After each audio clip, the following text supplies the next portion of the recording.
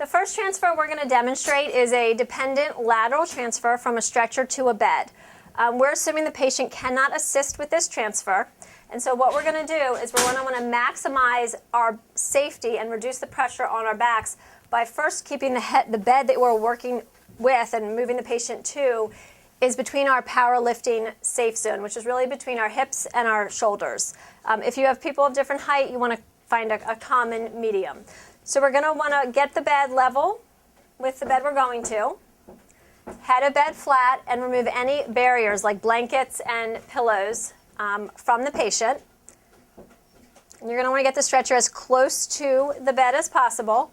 If the patient's able to follow your request, have them bring their arms across their body. If not, go ahead and position them that way so that you don't get an arm caught or create any additional shearing forces. And what you're going to want to do is not use the patient's body to produce the move. You want to use anything like a chuck or a draw sheet to do that. Blankets have too much stretch in them, so I would not recommend using those as well. So we're going to have 3 people assist with this. I'm really just the guide and sort of organizing the transfer, providing the count, and the other 2 individuals are going to do the bulk of the lifting. It's easier to push for forces on your back than it is to pull. So on the count of 3, we're going to go ahead and slide across. 1, 2, 3. Good. So really I was just using my arms, very little pressure on my back. And now once the patient is stable, you can go ahead and move the stretcher out of the way, and then we'll go ahead and reposition the patient in just a minute.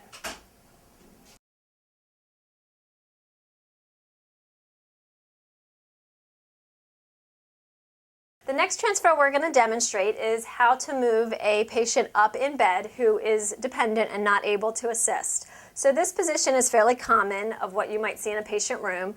And what's really happened here is the patient's not maximizing the effectiveness of the bed. They're too low, their feet are bumping into the foot of the bed, and they're not able to maneuver themselves around. So the first thing you're going to want to do is bring the parts of the bed down. So we're going to want to flatten the head down. If the patient is able to tolerate it, a Trendelenburg position where the head is actually lower than the feet is going to be even easier. We're going to want to bring the bed up so it's at a safe level for our backs, which is really between that power zone, between our hips and our shoulders. And for a larger patient, you may actually want to max inflate the bed. So being familiar with the mechanics of this bed is really going to help you to reduce the pressure on your back because you can use the bed to help you. We're going to want to take the pillow away, lower down all of the side rails, and I'm going to go ahead and demonstrate this in a slight Trendelenburg just for purposes so you can see how it works. Again, you're going to want to instruct the patient to cross their arms. You may need to remove blankets and other things that might get caught up under the patient. If the patient is able to assist, they can bend their knees and help push. But in this situation, we're assuming they cannot. So what you're going to want to do is work with another person because any dependent lift, you need at least 2 people or any type of dependent transfer. So on the count of 3, we're going to go ahead and lift the patient just to clear the surface. We don't want to actually try to lift them completely up. And we want to try to avoid shearing forces. So we need enough of a tension on the chuck so that it's going to provide stability.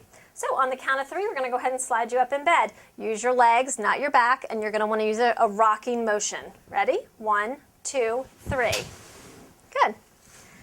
And now we've been able to reposition the patient, and once they're in a safe position, you can go ahead and put the bed back into its flat position and then bring the head and the legs to a comfortable height for the patient.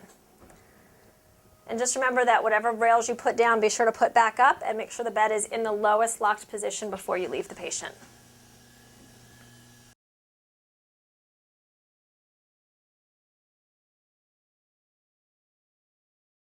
Next transfer we're going to demonstrate is a supine to sit transfer using what's called a log rolling technique. In this situation, it's designed for people who need more help to get from what's called a supine, which is lying on their back, to a sitting position. And really what you're trying to do is provide the patient with the instructions so that they're doing the majority of the work. You're just there as the guide. You still have to be conscientious of where your back and your body position are because it's very easy to want to twist and help the patient. Having a second person with you to help maneuver and control the transfer is going to really help protect you and reduce your risk of injury. So what we're going to want to do is remove the covers, provide plenty of working room, and our instructions to the patient is going to be to go ahead and roll onto your side facing me. If you need to, again, be conscientious of how you're doing this, and either you or the assistant can help, but you can use the chalk to help turn the person onto their side. You don't need to pull on them at all. Really try to avoid putting any hard forces, because even just the pressure of fingers can be very uncomfortable for a patient. You're going to want to have them bend their knees, and what the instruction is to let their ankles start to come towards the edge of the bed, keeping their knees bent. And what you're going to want to instruct them to do is either to use the railing to help push or to push with their hand on the bed. And basically you're using a nice bent solid knee position, and you're just rotating them to a sitting position. With the person that's helping in the back, you can then go ahead and lower the bed so that their feet are flat on the floor, which is again a good point for stability. And to prepare yourself for the next transfer, you want to encourage that patient to go ahead and shift their hips as close to the edge where you feel you can comfortably stand from. So go ahead and shift forward. If the patient's not able to assist, again, you can use the chalk to help slide their hips in a forward direction. You just want to make sure that you're monitoring their balance and not allowing yourself to walk away with the potential for them to fall.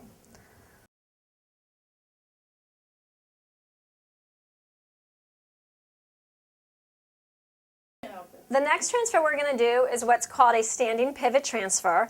And again, this is a patient who has very little ability or limited ability to participate with the transfer. So it is somewhat dependent. We're looking at it more as a max assist. If it was a true dependent transfer, you may want to consider using a mechanical lift for a larger patient, something like a Hoyer lift. In this situation, what we're going to try to do is work with what we would consider the patient's stronger side, which is going to be his left side. What a lot of people don't realize is when you transfer from a bed to a chair, it's easier to lead with the side that's stronger. So it may mean that you need to actually turn the chair opposite the direction it was facing to get them out of bed, and then when it's repositioned, they'll be in the correct direction to go back into bed, which we'll demonstrate in a little bit. So what you're going to want to do is make sure the chair is locked, make sure it's positioned at a slight angle so that a second person can be between the bed and the chair. You're going to want to eliminate the railings so that there's plenty of room to work, at least at the foot of the bed. And what you're going to want to do is try to have it be a slight downward transfer if possible. It's always easier to go downward than upward, or downhill rather uphill, when you're doing a transfer like this. Again, you have to monitor the patient's confidence and stability, because if it's too high, then they may not be able to assist at all.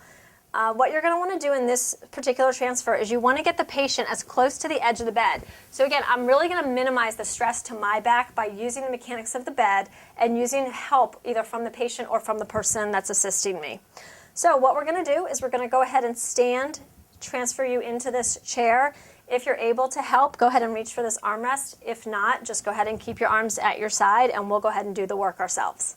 Okay, so we're going to use a rocking motion. We're going to use our legs to do the bulk of the lift, and we're going to let just the momentum of that shifting from one position to the other to help assist the transfer. And that's what's so great about having someone help you, is they can really help produce a lot of the forces and dissipate so that not all of the stress falls on you.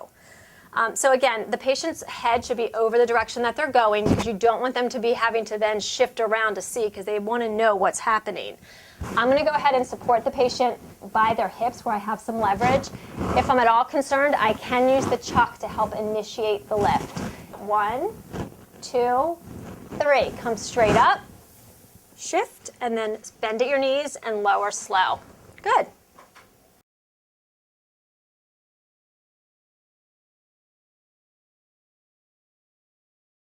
What we're going to demonstrate is how to move the same individual that transferred to the left back into bed. So remember, we turn the chair because their left side is stronger. In this situation, they're facing the correct direction because we want to lead with the left side. It's just going to be a reverse of the transfer that we used to get from the bed to the chair. So make sure the chair is locked. Make sure that the patient is as close to the bed as possible at a slight angle, so that if you have an assistant, they can get between the bed and the chair. So what we're going to want to do is go ahead and shift forward as much as you can. If the patient's able to help, great. If not, go ahead and use the chalk or the draw sheet to help slide them slowly to the edge. I find it's more stable if I have my leg between at least one of their legs so that I have some control of where their body's going to go. I'm going to use a straddle position, and what I'm going to want to do is let the patient see where they're going. If they're not able to assist, I'm going to want to just have their arms down at their side, because the tendency is if they're not aware of what's happening, they may try to reach and grab at things. So I want to keep an eye on their hands so they don't get into trouble while we're in the middle of the transfer. You want to go ahead and position the bed slightly lower, if you can, than the chair. Again, it's easier to do a slight downhill transfer. In any direction, you want to try and go downhill versus uphill. You want to move any side rails out of the way. You want to have the bed ready so that when the patient gets in, if you do need to move them up in bed, everything is in place for you. So on the count of 3, we're going to go ahead and stand, and I want you just to go ahead and straighten your legs, and we're going to sit right back into the bed. Okay? And I've got help if I need it to go ahead and glide the hips into place. So again, I'm using my knees, not my back, and we're going to go ahead and rock. On the count of 3, we're going to stand. 1, 2, and up. Good. And I'm going to direct their hips, and I'm going to go ahead and reach back for the bed. And I'm going to bend my knees and have them slowly sit down. Again, I've put little to no stress on my back. And then to get them back into bed, you can use the reverse of the log roll. So direct them to go down onto your shoulder. I'm then helping with their legs, keeping their knees bent, and then I can just roll them gently onto their back. There you go.